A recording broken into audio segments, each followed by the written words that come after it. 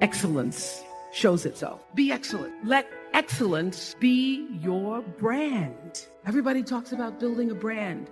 I never even knew what that was. When people say, you're a brand, I would say, no, I'm just Oprah. What I recognize now is that my choice to, in every way, in every example, in every experience, to do the right thing and the excellent thing is what has created the brand. And what I know is that when you are excellent, you become unforgettable. People remember you. You stand out. Regardless of what it is, you become an unforgettable woman. And that is what we all want.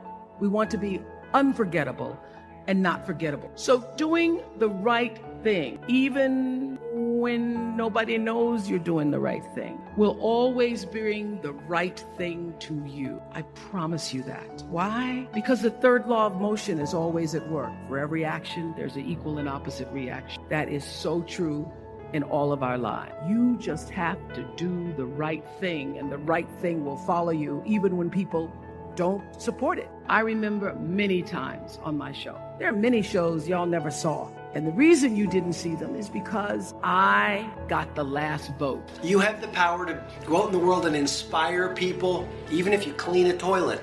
Clean the toilet like Picasso painted. You have the power to do that. You have the power to use your work as a chance to birth creativity into your world and to uplift other people. You have the power to do your part to change the world. And that's really what this video is about. It's about success. It's about doing genius level work. It's about making your dreams come true, and I want to give you some simple ideas on it. Number one, the number one reason we don't achieve success and we resign ourselves to mediocrity and we get swallowed into failure and discouragement, and it becomes sometimes so deep that we can't see the possibilities that our lives could be. I mean, your life doesn't have to be your current life 30 days from now, but most people can't see that. And the number one reason is this word called grit. Researchers say the number one defining factor of whether we become successful or average is whether we have grit. Grit is the ability to stay true to your vision and not dilute it when you get laughed at. Grit is the ability to try an innovation, experience failure, and to say, I'm going to continue and I'm actually going to learn and use that experience to get me closer on my path to the mountaintop. I mean, what the ordinary person sees as failure, the master simply sees as part of the process of refining your craft. So, number one, you've got to have grit. You've got to literally, when you get knocked down, force yourself to get back up, because then you start to develop a new brain. Yes, you develop a new neural pathway. Yes, you develop new muscle memory. And yes, you develop confidence. Remember that every time you get knocked down, it's an opportunity for you to develop more confidence, develop more experience, develop more inner power. Okay? Every time you do something that you didn't feel like doing, like getting back up after you failed, or staying true to yourself after you've been laughed at or told it can't be done, literally, you become more powerful. You would have every kind of pleasure you could conceive. And after several nights of 75 years of total pleasure each, you would say, well, that was pretty great. But now let's have a surprise. Let's have a dream which isn't under control, where something is going to happen to me that I don't know what it's going to be. And you would dig that and come out of that and say, wow, that was a close shave, wasn't it? And then you would get more and more adventurous, and you would make further and further out gambles as to what you would dream. And finally, you would dream where you are now. You would dream the dream of living the life that you are actually living today. That would be within the infinite multiplicity of choices you would have, of playing that you weren't God. Because the whole nature of the Godhead, according to this idea, is to play that he's not. The first thing he says to himself is, man, get lost, because he gives himself away. The nature of love is self-abandonment, not clinging to oneself. Throwing yourself out, as in, for example, in basketball, you're always getting rid of the ball. You say to the other fellow, have a ball, see?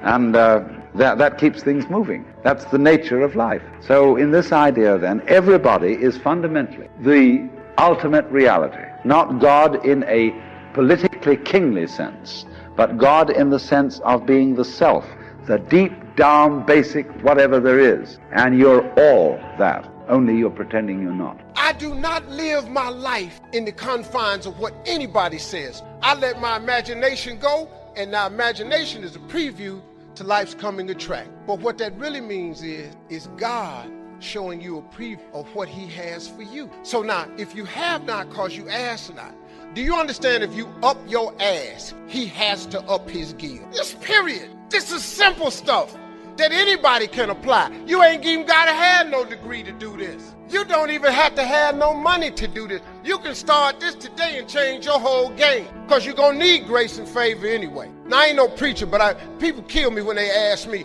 I was talking to a group of white reporters the other day. They kept asking me, how did I make it? And I kept talking about grace and favor. And they kept asking me, who is your agent? I don't know, who? Y'all, why you skipping over what I'm trying to tell you? You need the dream, the faith, and then he put his grace and favor on top of it. You gone. But you gotta ask for something. If you up your ass, he got to up his gear.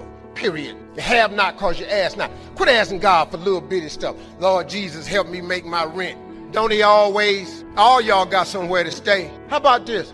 Why you keep asking for rent? Why don't you ask for a mortgage? If he gonna give you the money for a place to stay, what difference do it make to God? But if you keep saying rent, ain't he fair? He keep giving you rent. If you ask for a mortgage, he'll give you a mortgage. But you have not cause you ask not. Lord Jesus, help me fix my car so I can make it to work. Why do you keep praying? Talking about past and future.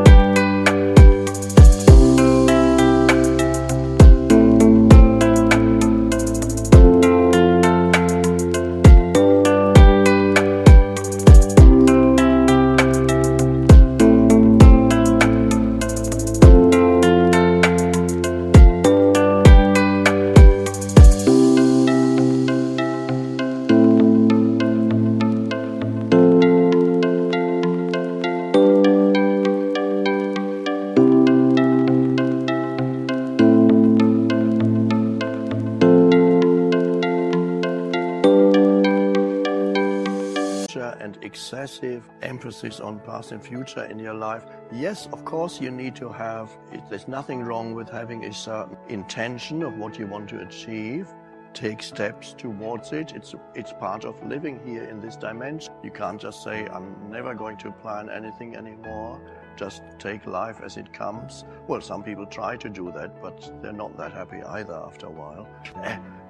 So then your life will get very diffused. And so to have an intention, to make a plan, perfectly fine. What, either a short-term plan, like I'm going to meet you tomorrow at 4 o'clock. How would you ever meet anybody if we didn't have time? And future on a practical level, of course it's needed.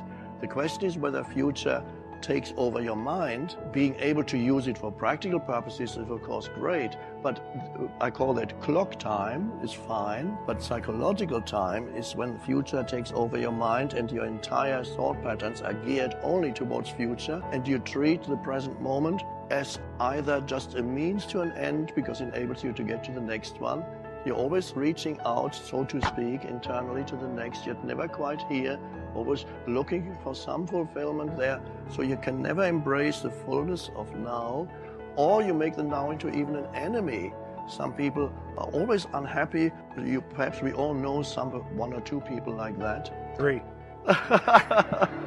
Who are, wherever they are, they're complaining. It's never quite right. Wherever they are or whoever they are with, after a little while, they're very uncomfortable again. It should be somewhere else. You know the bumper sticker that you see in some cars, in various versions of it, says, I'd rather be golfing. And then another one says,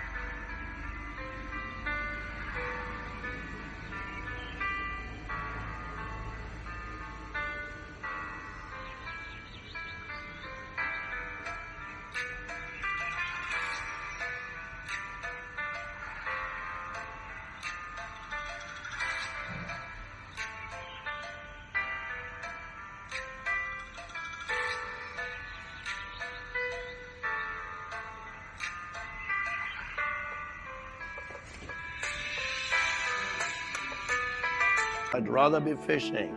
I'd rather be this. I'd rather be there. When I visited the spiritual teacher Ram Dass, who lives in Hawaii, he has a bumper sticker on it. Oh, but Ram Dass was the person who in the 70s wrote the book Be Here Now.